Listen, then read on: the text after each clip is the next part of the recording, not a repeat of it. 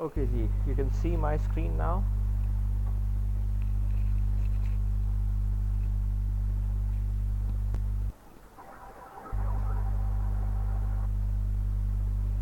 बेटा स्क्रीन नज़र आ रही है आप लोगों को?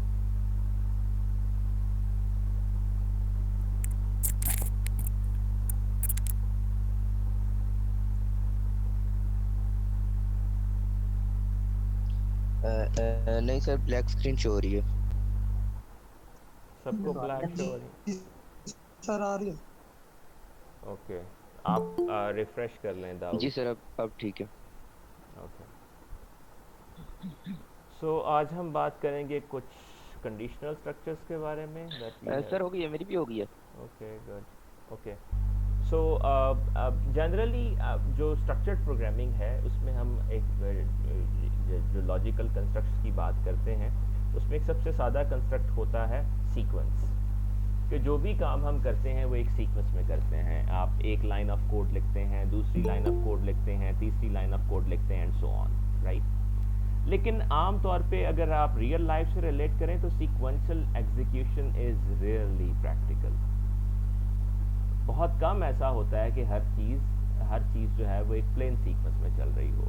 आम तौर पर आपको बहुत सारी चीज़ें कंडीशनली डिसाइड करके अपनी ब्रांचेस को तय करना पड़ता है कि आप किस तरफ जाएंगे।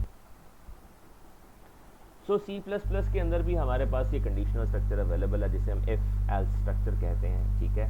आप इफ़ लिखते हैं, उसके अंदर कोई कंडीशनल एक्सप्रेशन लिखते हैं, फिर आप बताते हैं कि आप इस कंडीशन के ट्रू होने के केस में क्या करना चाहते हैं, और फिर आप ऑप्शनली उसमें एल्स भी बता सकते हैं कि अगर ये ट्रू ना हो तो क्या एल्स की सूरत में भी आप कुछ करना चाहेंगे, तो आप वहाँ पर भी कुछ स्पेसिफाई करके बता सकते हैं। सो मिसाल के तौर पे जैसे एक छोटी सी एग्जांपल है कि आप दो नंबर्स लेते हैं और आप यूज़र से उसकी चॉइस लेते हैं कि अगर आप इन नंबर्स पे मल्टीप्लिकेशन कर परफॉर्म करना चाहते हैं तो m एंटर कीजिए, और अगर आप कुछ भी और एंटर करेंगे तो हम इसका सम कर देंगे, ठीक है। सो यहाँ पे नंबर्स की मल्टीप्लिकेशन होगी या एडिशन होगी, ये बात इस चीज़ पर मुनहसर है, इस पर डिपेंड करती है कि यूज़र कीबोर्ड से क्या चॉइस एंटर करता है। So the path of the program will be decided by this particular decision के यूज़र ने कीबोर्ड से क्या चॉइस एंटर की है, राइट। और उसके बाद आप ये देखिए कि अहम चीज़ ये है कि ये ब्रांचेस पर जाके मिल जाती हैं। मल्टीप्लिकेशन हो या एडिशन हो तो उसके बाद displaying the result and end of the program is still common, right. So like इसी चीज़ को अगर ये- हम एक प्रोग्रामिंग ब्लॉक के तौर पे कोड करें तो यू वुड नो दैट मिसाल के तौर पे हमारे पास एक वेरिएबल है यूज़र सिलेक्शन का, और हम चेक कर रहे हैं if user selection is equal to M, यानी अगर यूज़र ने एम प्रेस किया है तो result is equal to num one in multiplied by num two, else result is num one plus num two. So this is how simple it is to code this little logic into your program. सो ये एक demonstrative example है, हम इसको देख लेते हैं। This is in 6।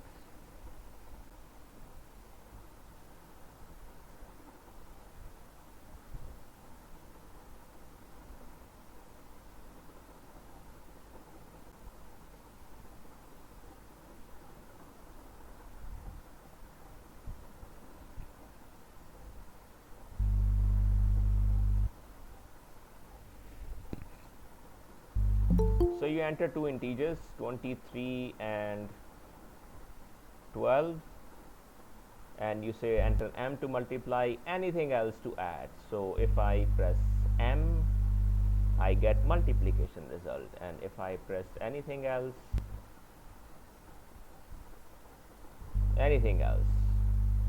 any other character, so I will get addition of this, right। So आपने यहाँ दो नंबर्स एंटर किए, सॉरी दो नंबर्स एंटर किए, उसके बाद आपने यूज़र से उसकी चॉइस पूछी। So if you see this, आपने इस करेक्टर को यहाँ पे डिक्लेयर किया है यूज़र सिलेक्शन के नाम से और उसको इनिशलाइज किया है इससे। इसका क्या मतलब है, can anybody tell?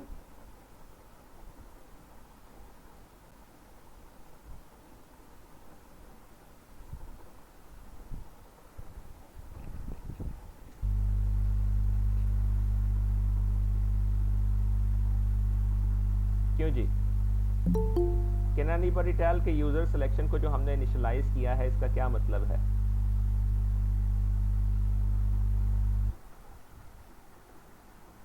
Market learning ना जी ट्रैकिंग एक Sorry, I didn't hear anything from anyone if anyone said anything. So we have just initialized this character to a null character. Okay, so let's just कोई spammer आ गया है class में.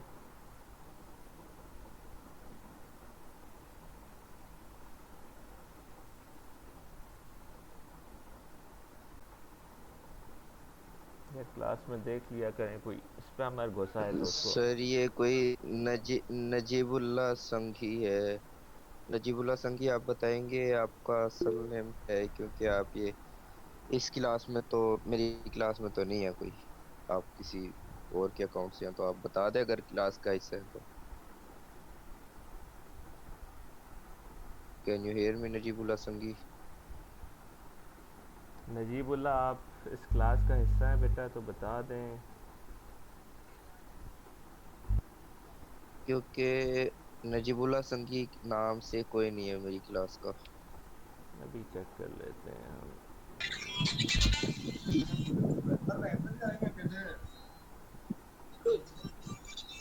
हाँ जी, क्या कह रहे हैं आप?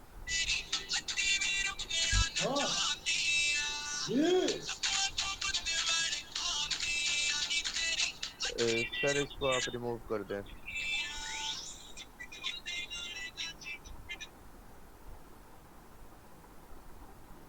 इट्स अ स्पैमर सर, इसको रिमूव कर दें। ओके ये यार क्लास की लिंक ना शेयर किया करो, इंसान बना करो। कोई बात नहीं यार, अब तो जहाँ तक जाने थे चले गए. बच्चों ने थोड़ा खुश भी तो होना होता है. चलें सर कोई नहीं। Okay, so we had entered the character type variable to input the user choice. We enter m for multiplication and addition in any other case. And ये बात याद रखिए कि आप if स्टेटमेंट के बाद सेमीकोलन नहीं लिखते. क्या होगा अगर हम if स्टेटमेंट के बाद सेमीकोलन लिखेंगे? तो कोई बता सकता है?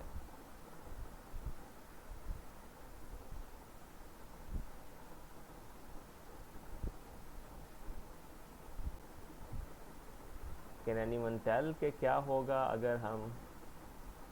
नजीब भाई आपकी व्यूज़ रिपोर्ट तो हमने कर दी है. अच्छा चलिए फ़र्ज़ करें हम यहाँ सेमी कॉलन लगा दें, आपके ख्याल में क्या होगा? एरर आएगा सर, टर्मिनेट होगी हमारी कमांड इफ वाली, वो टर्मिनेट होगी. जब बेसिकली इफ़ेक्ट इसका ये है कि अगर आप यहाँ पे सेमी कॉलन लगा देते हैं तो इसका मतलब ये है कि जो इफ़ के स्कोप में आपने ये स्टेटमेंट लिखी थी अब ये इफ़ का हिस्सा नहीं समझी जाएगी. Yes, अच्छा, ये हमारे कंपाइलर आजकल जो लाइक लिनक्स बेस्ड हैं, those are pretty good right. It isn't a warning, it isn't an error. हो सकता है कि आप विंडोज़ बेस्ड कंपाइलर में देखें तो वो कुछ भी ना कहे, लेकिन इसने आपको एक वार्निंग दी है कि आपने इफ़ की बॉडी एम्प्टी छोड़ दी है. If statement has empty body. तो इसका मतलब बेसिकली ये है कि यहाँ आपने इफ़ स्टेटमेंट को क्लोज कर दिया है. तो ये जो बॉडी आपने इसके लिखी थी वो इसका पार्ट नहीं समझी जाएगी अब. लिहाजा समटाइम्स ऐसा होता है कि सेमी कॉलन लिखना होता है हम नहीं लिखते, और समटाइम्स ऐसा होता है कि नहीं लिखना होता और हम लिख देते हैं. It creates trouble for us. So ऐसा अगर आप मिसाल के तौर पे कोई और कंपाइलर इस्तेमाल कर रहे हैं तो मुमकिन है कि वो आपको इस पर वार्निंग भी ना दे और आपको खुद से ट्रबल शूट करना पड़े कि इसमें प्रॉब्लम क्या है. ओके जी, फिर आपके पास मल्टीपल इफ एल्स की पॉसिबिलिटी भी होती है राइट. क्या मल्टीपल स्टेटमेंट्स को उसके अंदर क्लोज कर दें. जैसे आपको यहाँ नज़र आ रहा है इस कंडीशन में आपने 2 स्टेटमेंट्स लिखी हैं, एल्स में भी 2 स्टेटमेंट्स लिखी हुई हैं. ठीक है, सो एक एग्जांपल हम यहाँ पे देखते हैं जिसमें हम मल्टीपल इफ एल्स का इस्तेमाल करते हैं. How it works for us.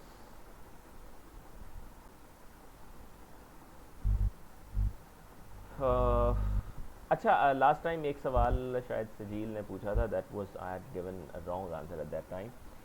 ये देखिए हमने 2 लाइब्रेरीज यहाँ पे इंक्लूड की हैं, एक स्ट्रिंग और एक string dot H. Okay, these two are different libraries.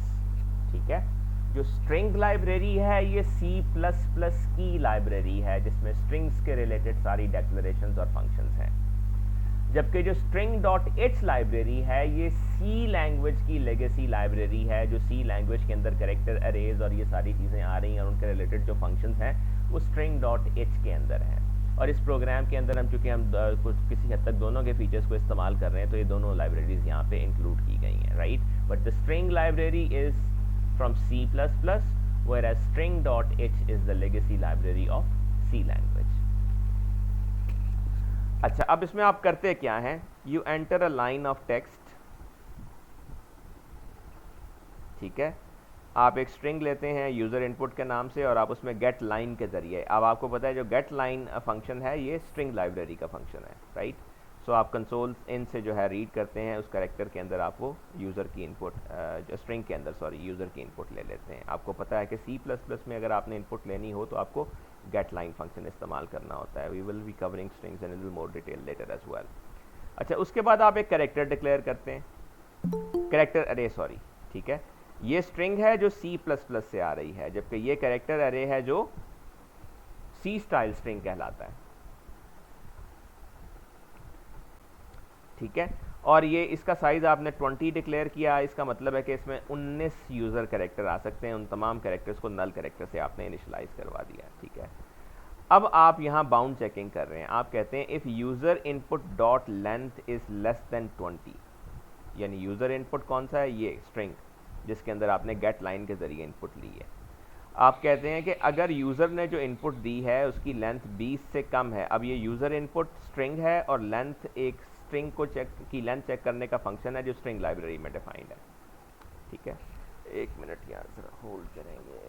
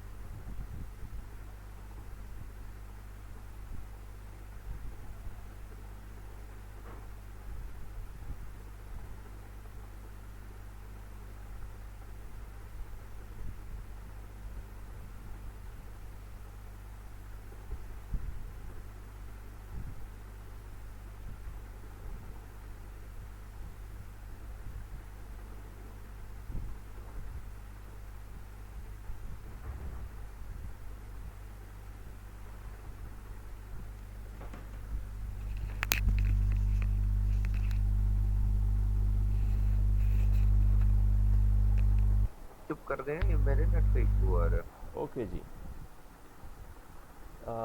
so we were talking about this, right? So this length function is also defined in the string library for the strings of C++। अब आप ये function जो इस्तेमाल कर रहे हैं string copy, ये जो फंक्शन आप इस्तेमाल कर रहे हैं string copy, this function is defined in string.h, ये C का फंक्शन है। ये भाई क्लास में ना हो कर दो।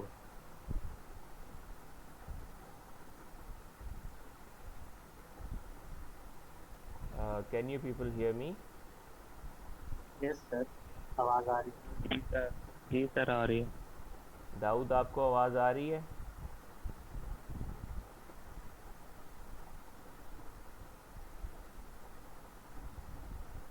सर आ रही। ओके, सो जो ये स्ट्रिंग कॉपी फंक्शन है ये string.h का फंक्शन है जो कि C++ के अंदर से हमने लिया, ठीक है। स्ट्रिंग कॉपी बेसिकली क्या कर रहा है कि ये कॉपी इनपुट जो आपकी ये आपने कैरेक्टर अरे डिक्लेयर किया, इसके अंदर कॉपी कर रहा है यूज़र इनपुट जो कि C++ की स्ट्रिंग है, और उसको ये C_str फंक्शन के ज़रिए कंपैटिबल कर रहा है उस इनपुट, उस टाइप के जिस टाइप की के अंदर हमने कॉपी करना है। तो बुनियादी तौर पे इसमें दो टाइप्स हैं हमारे पास स्ट्रिंग की, एक स्ट्रिंग जो C++ की है और एक C स्टाइल स्ट्रिंग जो कैरेक्टर अरे के तौर पे C के अंदर डिफाइंड है। और हम करना क्या चाह रहे हैं कि जो C स्टाइल स्ट्रिंग है C की, उसके अंदर C++ की स्ट्रिंग को कॉपी करना चाह रहे हैं। तो आप इसकी बाउंड चेकिंग करते हैं, क्योंकि आपको पता है कि C के अंदर आपको बाउंड चेकिंग खुद से करनी पड़ती है। तो आप चेक करते हैं कि अगर उसकी लेंथ 20 से कम है तो फिर आप उसको कॉपी करते हैं, और कॉपी करना किस में है, कॉपी इनपुट के अंदर, और करना कहाँ से है, यहाँ से। लेकिन ये चूँकि C++ की स्ट्रिंग है तो इसको आप कास्ट कर रहे हैं C की स्ट्रिंग के अंदर। .C_str एक फंक्शन है जो कि ये फीचर प्रोवाइड करता है कि आप C++ की स्ट्रिंग को C की स्ट्रिंग में कास्ट कर सकते हैं, ठीक है। और कॉपी इनपुट जो है फिर आप प्रिंट कर देते हैं। जबकि अगर ये बाउंड मीट नहीं करेगी, अगर आपने जो इनपुट दी है वो 20 से ज़्यादा है, तो आपको इसमें मैसेज दिया जाएगा कि आप की जो बाउंड है वो एक्सीड कर जाती है। मिसाल के तौर पे मैं यहाँ 1 लाइन मैंने ये टेक्स्ट एंटर किया, ये टेक्स्ट कॉपी हो जाएगा, ठीक है, बिकॉज इसमें 1 2 3 4 5 6 7 8 9 कैरेक्टर्स हैं। तो जब आप यहाँ आके चेक करेंगे इसकी लेंथ 20 से कम ही होगी, और जब आप इसे कॉपी करना चाहेंगे कॉपी हो जाएगा, और उसके बाद आपको मैसेज भी आ गया कॉपी इनपुट कंटेन्स 1 लाइन। जबकि अगर आप इसमें ज़्यादा बड़ी इनपुट दे देंगे,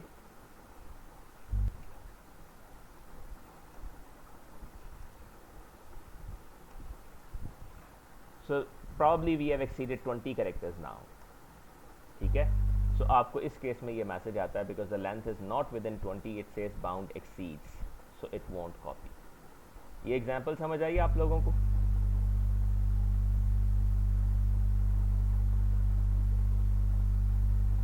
ये फंक्शन है, ये कौन कौन से आर्ग्यूमेंट्स लेता है, मतलब वेरिएबल लेता है और दूसरा आर्ग्यूमेंट कौन? जी बेटे। सर आप एक एक्स्ट्रा कमेंट लिख दें ये 16 नंबर लाइन के नीचे कि स्ट्रिंग कॉपी जो फंक्शन है ये कौन कौन से आर्गुमेंट्स लेता है, किस टाइप के आर्गुमेंट्स लेता है। If I right it like here, मिसाल के तौर पे first argument is target C style string, जो इस केस में हमने दिया है, ठीक है। जो पहला आर्ग्यूमेंट है वो C स्टाइल स्ट्रिंग है, कॉपी इनपुट ये डिक्लेयर की हमने, ठीक है। और जो दूसरा आर्ग्यूमेंट ये ले रहा है, second argument is C++ string casted to C style string using C_str function, ठीक है। So I just return it for you कि जो पहला आर्ग्यूमेंट है ये तो C स्टाइल स्ट्रिंग है, लेकिन जो स्ट्रिंग कॉपी फंक्शन है ये बुनियादी तौर पर डील ही सिर्फ C स्टाइल स्ट्रिंग्स के साथ करता है, क्योंकि ये string.h का फंक्शन है, ये C++ की स्ट्रिंग्स को रिकग्नाइज नहीं करता। तो आप कोई भी दो स्ट्रिंग्स इसमें दे सकते हैं, पहली स्ट्रिंग में कॉपी कर देगा दूसरी स्ट्रिंग को, लेकिन इस केस में प्रॉब्लम यह है कि जो पहली स्ट्रिंग है वो तो C स्टाइल स्ट्रिंग है, लेकिन जो दूसरी स्ट्रिंग है जिसको कॉपी करना है वो C स्टाइल स्ट्रिंग नहीं है। लिहाजा वो चूँकि C++ की स्ट्रिंग है तो उसको हम कास्ट करते हैं। ये जो C_str फंक्शन है ये स्ट्रिंग का फंक्शन है जो कि C++ की स्ट्रिंग को C स्टाइल स्ट्रिंग में कन्वर्ट कर देता है। अब जब ये कन्वर्ट हो जाती है तो ये स्ट्रिंग उसके अंदर कॉपी की जा सकती है, राइट।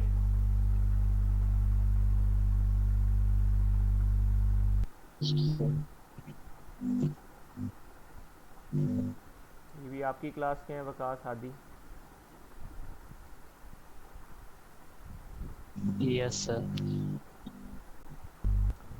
Okay जी, so we move on from here. So I've just tagged these things for you to just relate. Okay, the next thing is nested if. आप जानते हैं कि आप conditions को nest भी कर सकते हैं, यानी आप एक if कंडीशन लगाते हैं और अगर वो ट्रू है तो उसके अंदर आप मज़ीद भी if कंडीशन लगा सकते हैं, जहाँ यानी एक कंडीशन भी डिपेंड करती है कि बाहर वाली कंडीशन ट्रू होगी तो वो कंडीशन एवेल्यूएट की जाएगी। So in this case for example this is an if condition and within this अगर ये ट्रू हो जाती है तो you do something and you say have another if condition and also an else, right? So this if is nested inside the outer if, which is this one, and is evaluated only if outer if is true. तो ये condition outer if के अंदर nested है और ये इसको evaluate सिर्फ उसी सूरत में किया जाएगा जब ये वाली कंडीशन ट्रू होगी। अगर ये ट्रू नहीं है तो ज़ाहिर है आप सीधा इस एल्स ब्लॉक में चले जाएंगे। So here is an example of nested if.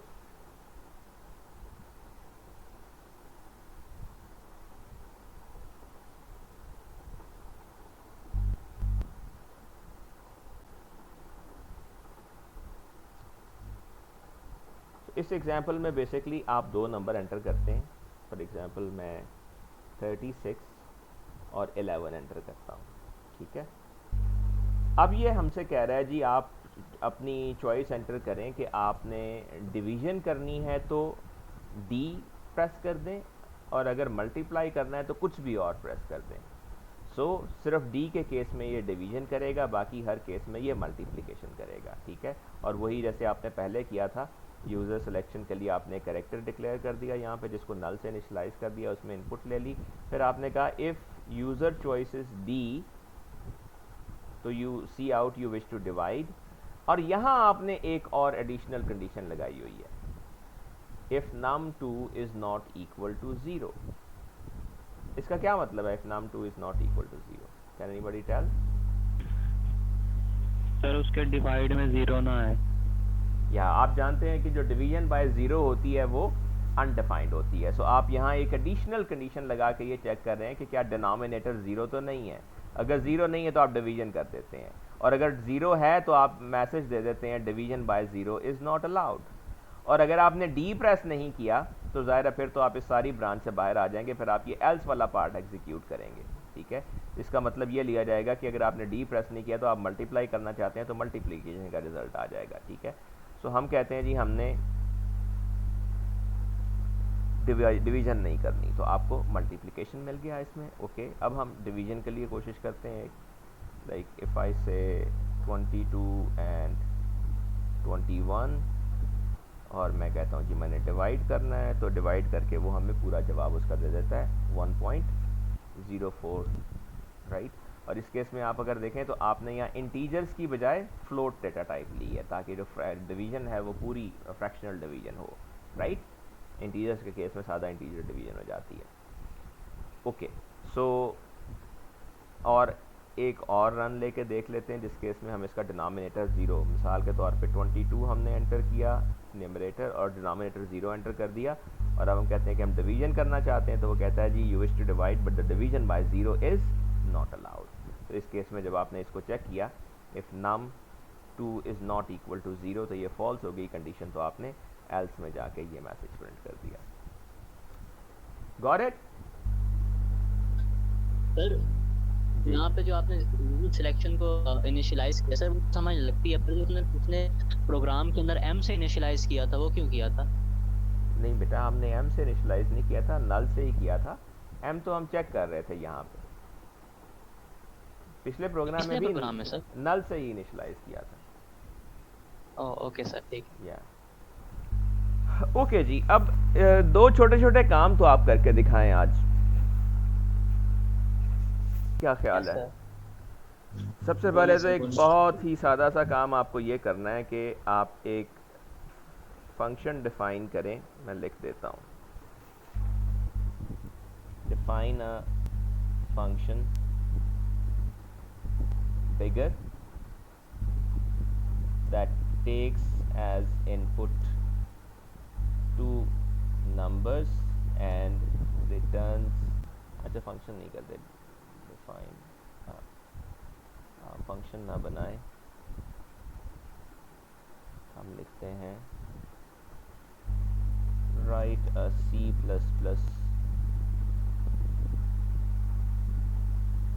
program that takes an input and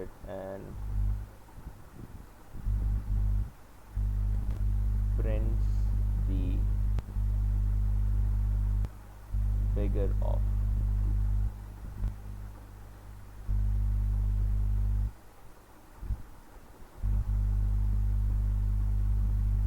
सबसे पहले तो ये कीजिए, एक C++ प्रोग्राम आपको बनाना है जो 2 नंबर इनपुट के तौर पे लेगा और उनमें से जो बड़ा नंबर है वो प्रिंट कर देगा।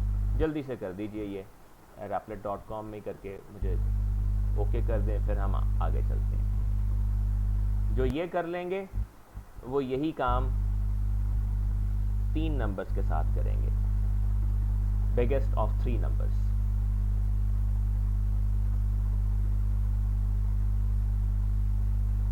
तो ये दोनों काम जल्दी से कर लीजिए।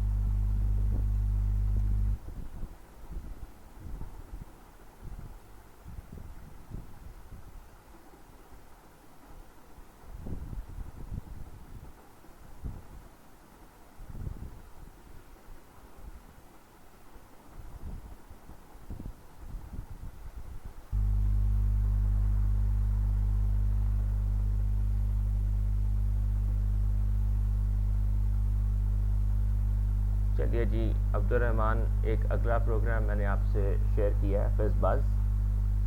ये स्टेटमेंट पढ़ लीजिए। इसमें बेसिकली आपको ये करना है कि आप एक नंबर एंटर करेंगे। अगर जो नंबर है वो 3 और 5 दोनों से पूरा पूरा डिवाइड हो जाता है तो आप फिज़बाज़ प्रिंट करेंगे। अगर सिर्फ 3 से डिवाइड होता है तो फिज़ प्रिंट करेंगे। अगर सिर्फ 5 से डिवाइड होता है तो बस प्रिंट करेंगे।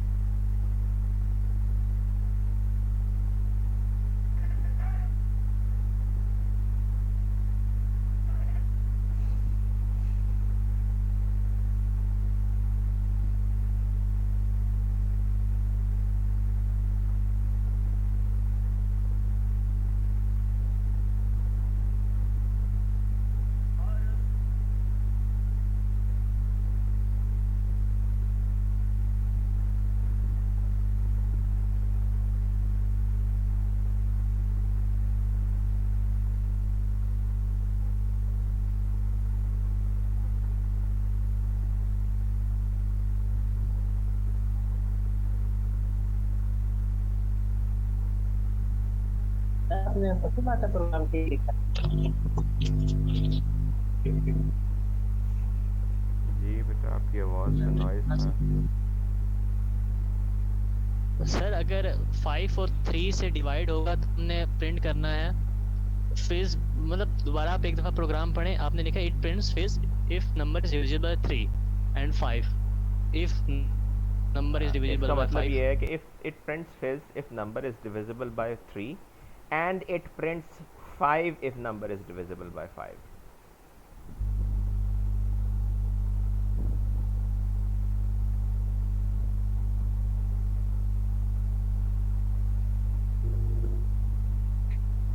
सर समझ ही नहीं आई कैसे। आपको ये करना है, एक नंबर इनपुट करें, कर लिया। अगर वो नंबर 3 से पूरा पूरा तकसीम होता है तो फिज प्रिंट कर दें, अगर दिया। वो नंबर 5 से पूरा पूरा प्रिंट होता है तो बज प्रिंट कर दें, कर दिया। अगर वो नंबर 3 और 5 दोनों से पे पूरा पूरा तकसीम होता है तो फिज बज प्रिंट कर दें। और ये याद रखिए कि इन तीनों में से कोई एक ही चीज प्रिंट होगी, तीनों नहीं। ओके सर ठीक है।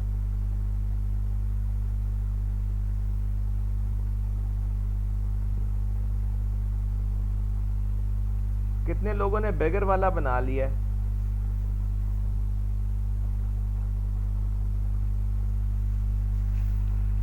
माशाल्लाह 15 लोग हैं क्लास में, तादाद तो काफ़ी ज़्यादा है। तो कितने लोगों ने बेगर वाला बना लिया है?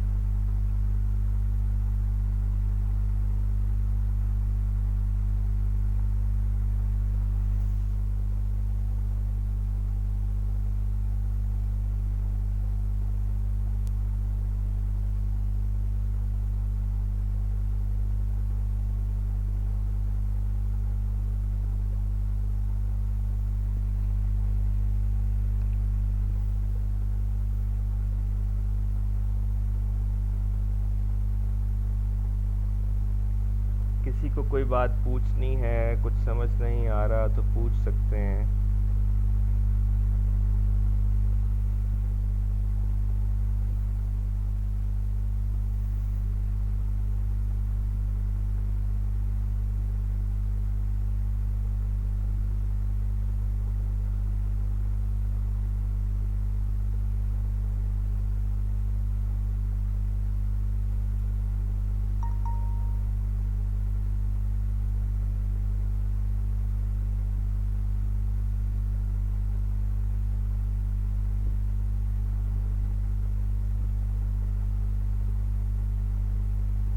जी आप दिखा दीजिए स्क्रीन शेयर करके अब्दुल रहमान।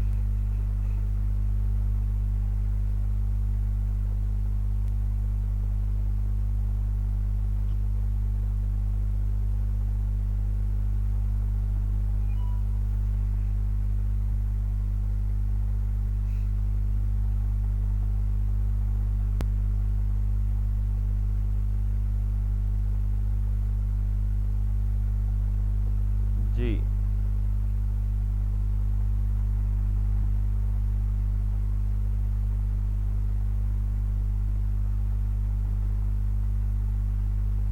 बेटे, तकसीम होने का मतलब ये होता है कि आप मॉड से चेक करेंगे।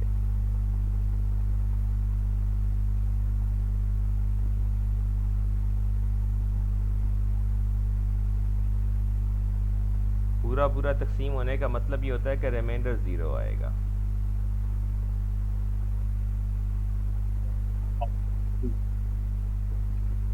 ओके अच्छा, अब आपने लिखा if number divided by 3 and number divided by 5 gives 0, आप फिज बस प्रिंट कर दें, वरना अगर वो 5 से तकसीम हो तो बस कर दें, अगर 3 से हो तो फिज कर दें। ओके, एग्जीक्यूट करके देख लीजिए इसे।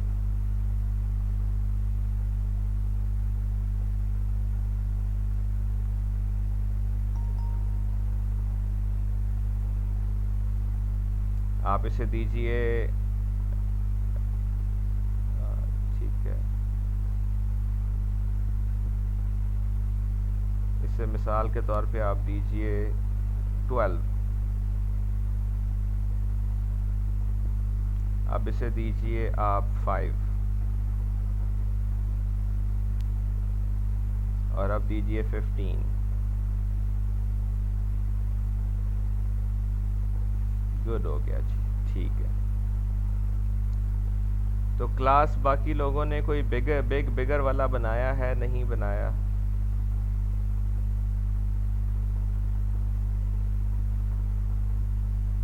तो मेरे पास तो लैपटॉप अवेलेबल नहीं है, नहीं तो मैं बना देता। ओहो, बहुत दुख हुआ जान के दाऊद। जी सर। अब क्लास सर से हम आपको कहें। गिफ्ट करेंगे ना, उसमें से सर आप थोड़े से पैसे फिर निकाल के ना मुझे लैपटॉप गिफ्ट कर दीजिएगा। हाँ चलो ठीक है। चलो तो ऐसे करना, तुम गिफ्ट करना ही ना यार, तुम मुझसे अपना लैपटॉप ही ले लेना है।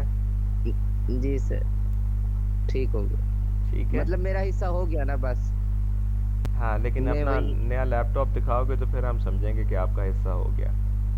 ठीक है सर, इंशाल्लाह। ये ना हो कि कहीं और पैसे लगा दो। नहीं नहीं सर, मैं लैपटॉप ले लूंगा। आप कोई सादा सी मशीन ले सकते हैं, आपको बहुत एक्सपेंसिव कंप्यूटर नहीं चाहिए वैसे। आप इसका जो ये है, अगर आपके पास है नहीं तो आप ऑनलाइन कंपाइलर कोई मोबाइल पे यूज़ किया करें, मोबाइल पे इसको एग्जीक्यूट कर लिया करें। मैं तो सर Replit.com मेरे इस्तेमाल करता हूँ, तो उसका एक बड़ा एडवांटेज ये है कि वो वेब बेस्ड है, तो आपको कोई टूल इंस्टॉल नहीं करना। नहीं सर, वो मेरा लैपटॉप है, पर इस वक्त मैं कजन के घर आया हूँ तो इधर अवेलेबल नहीं है मुझे। ओके ओके, फिर आपका हिस्सा नहीं हुआ अभी, ठीक है। नहीं सर, मैंने नया लेना है अभी लैपटॉप, वो अच्छा, पुराना है। चलें, वो जब दोनों दिखाएंगे तो फिर मानेंगे हम कि नया ठीक पुराना है। है। चलें जी, दाऊद ने तो उंगली कटवा ली है, उन्होंने बता दिया कि वो तो ये काम नहीं करेंगे या नहीं कर रहे, उनसे तवक्को ना रखी जाए। तो बाकी लोग बताएं उन्होंने क्या किया है। हसाम अली आप बताइए बेटा, आप कहाँ तक पहुँचे हैं, आपने कुछ किया है?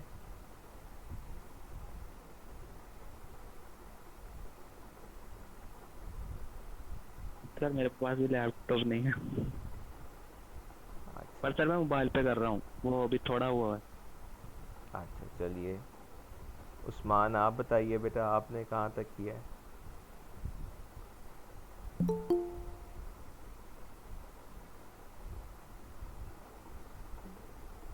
उस्मान।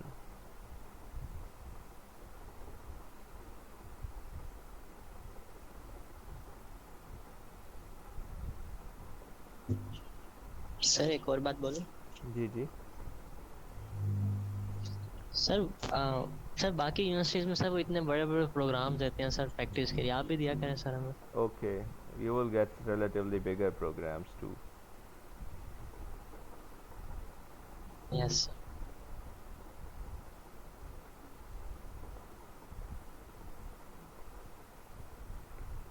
उस्मान बेटा आप बताएंगे आपने कुछ किया है, नहीं किया? तो चलें, उस्मान तो शायद साइड में रख के चले गए हैं उसे। यार असल में बाकी यूनिवर्सिटी में फिर बच्चे बनाते भी तो लाते हैं। निम्रा बेटा आपने कुछ किया है तो बताइए। इधर तो जो छोटे छोटे देते हैं लोग वो नहीं बनाते।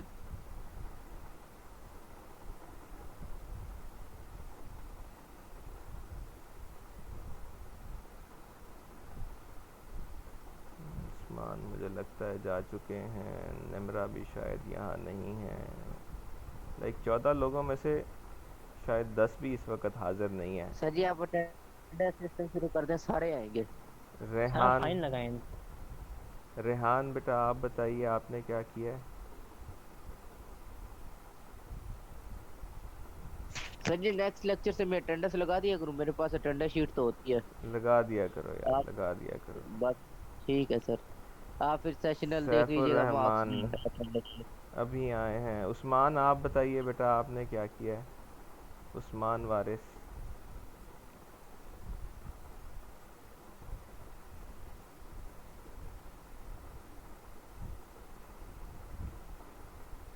उस्मान वारिस भी शायद नहीं है। वकास हादी आप बताइए आपने क्या किया है?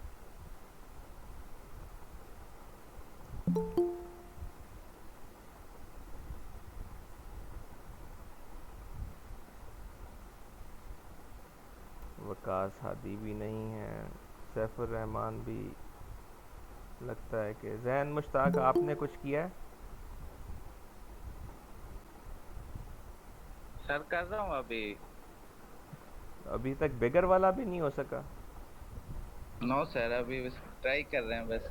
ज़रा दिखाइए स्क्रीन शेयर करके क्या कर रहे हैं आप। ये उस्मान HND आपकी क्लास के हैं? पता नहीं सर।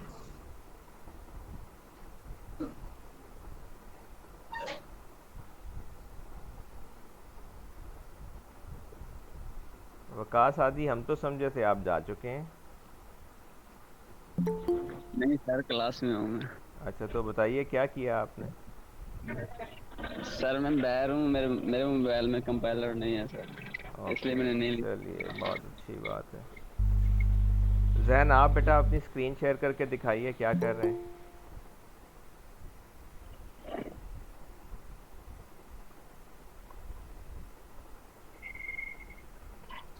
उस्मान हम तो समझे थे आप जा चुके हैं। ना सर, मैंने उस्मान भी 2 हैं सर इसमें। अच्छा, तो ये बताइए क्या किया आपने काम अभी तक, कितना किया है? जी सर, हो गया प्रोग्राम। दिखाइए ज़रा, स्क्रीन शेयर कीजिए। जैन भाई आपने नहीं की अभी तक?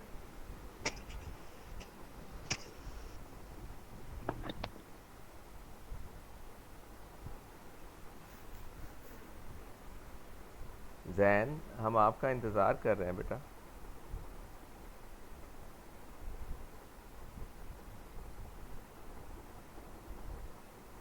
अब लगता है जैन भी चले गए।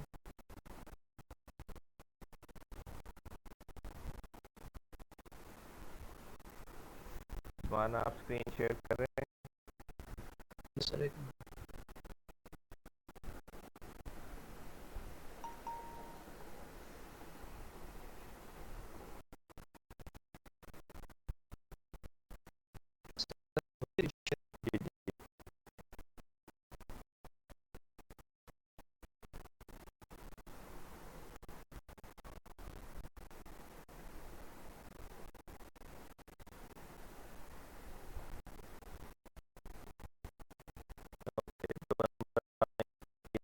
मान बड़ा है तो फर्स्ट नंबर इज, चलिए ठीक हो गया। इसे इंडेंटेशन है लाइक एल्स के ब्लॉक के अंदर इससे आगे करें ताकि प्रोग्राम की रीडेबिलिटी। सर इसे हाँ, यानी प्रोग्राम रीडेबल लगता है उससे। चलो तो वैसे भी ख्याल रखा करें कि अच्छा ठीक है सर। आपके ब्लॉक्स जो हैं वो उनकी चीज़ें ठीक, और जहाँ आपको लाइन स्पेस डालनी चाहिए वहाँ आपको लाइन स्पेस भी डालनी चाहिए, तो थोड़ा सा लिखाई जो है वो बेहतर हो तो रीडेबिलिटी प्रोग्राम की बेहतर होती है। ये जो आपने किया अब इसे ज़रा ठीक है सर। कोशिश कीजिए कि इसको आगे बढ़ाएं, और ये 2 नंबरों पे काम कर रहा है तो अब आप एक ऐसा प्रोग्राम लिखें जो 3 नंबरों में से भी बड़ा फाइंड कर सके। ज़्यादा मुश्किल नहीं होगा, प्रैक्टिस करेंगे तो इंशाल्लाह हो जाएगा।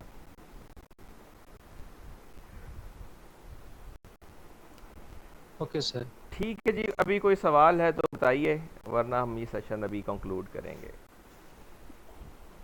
सर ये जो भाई प्रोग्राम दिखा रहा है सर, इसको एक्सप्लेन कर दें सर। कौन सा प्रोग्राम एक्सप्लेन कर दें? वेरिएबल्स वाला?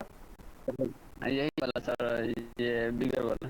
बिगर वाला, चले हम यहाँ पे बनाते हैं, आप देखिए। मेरी स्क्रीन शेयर नहीं हो रही होगी, चलें। ओके, अब मेरी स्क्रीन नज़र आ रही है आपको?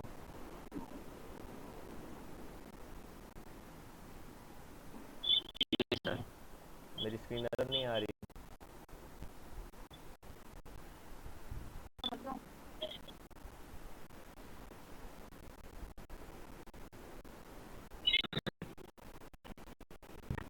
अब आ रही है? सर अब शो हो रही है। अच्छा चलिए, ये देखिए हम ये करते हैं कि ये वो प्रोग्राम है इसको मॉडिफाई कर लेते हैं। ठीक है, अपना माइक बंद कर दें प्लीज़।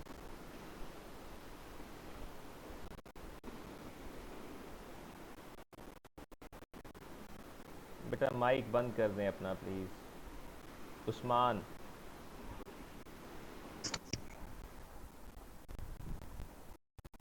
ओके। अच्छा अब हमें करना क्या है सिंपली, हमने दो नंबर्स को कंपेयर करना है। दो नंबर हमने इनपुट कर लिए। If num1 greater than num2, तो सी आउट कर देंगे हम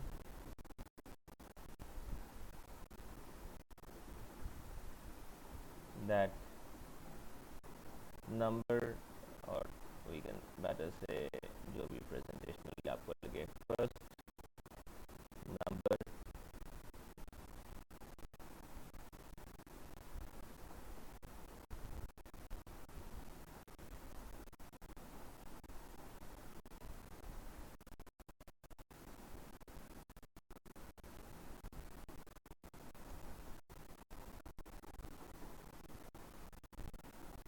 is bigger.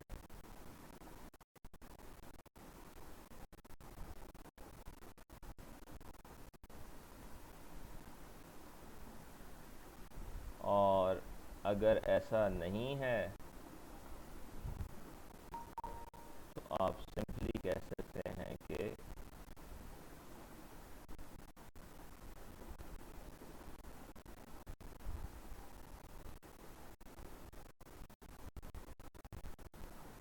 Second number is bigger. तो बहुत सादा सी स्टेटमेंट नहीं है।